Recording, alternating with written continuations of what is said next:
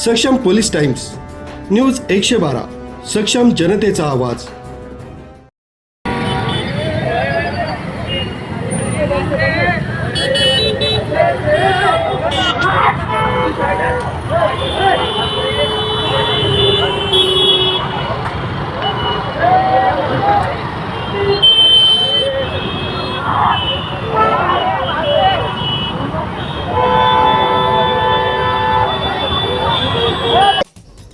नाशिक शहरातील वाढती गुन्हेगारी रोखणं तसंच शहरातील सार्वजनिक शांतता व सुव्यवस्था अबाधित ठेवण्यासाठी पोलीस आयुक्त संदीप कर्णिक, नाशिक शहर यांनी अंबड गुन्हे शाखेची स्थापना करून पथकाला कारवाई करण्याच्या सूचना दिल्या आहेत. दिनांक 5/2/2026 रोजी सायंकाळी 6:05च्या सुमारास नायका चौक कॉलेज रोड इथं फिर्यादी नामे हुफेज फिरोज कुरेशी वय 27 वर्ष, राहणार Fatima classic building, plot number 12, रेनुमा नगर, वडाळा रोड, नाशिक हे नायका चौक कॉलेज रोड इथं असताना काळ्या रंगाच्या 220 बजाज मोटरसायकलवरील 2 अनोळखी इसमांनी फिर्यादीसोबत गाडी मागे घेण्याच्या कारणावरून कुरापत काढून वाद करून आरोपीच्या हातातील स्टीलचे कडे काढून फिर्यादी यांच्या तोंडावर, डोक्यावर, छातीवर मारहाण केली.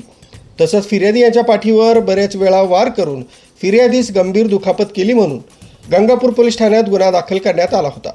दिनांक 14/2/2026 रोजी गुन्हे शाखा अंबड युनिटचे पोलीस अंमलदार भगवान जाधव, पोलीस हवालदार भूषण सोनवणे, पोलीस अंमलदार चारुदत्त निकम यांना मिळालेल्या गुप्त बातमीवरून या गुन्ह्यातील पाहिजे आरोपी अक्षय लक्ष्मण तायडे हा तोरणानगर सिडको नाशिक येथील असल्याची माहिती प्राप्त झाली. त्या अनुषंगाने पथकातील अधिकारी अंमलदार यांनी तोरणानगर सिडको नाशिक इथं सापळा लावून पाहिजे आरोपी अक्षय लक्ष्मण तायडे वय 24 वर्ष, राहणार Torana Chowk, Uday colony, Yashashri apartment, room number 7, CIDCO Nashik यास तोरणानगर सिडको नाशिक इथून दुपारी 1 वाजता ताब्यात घेतला.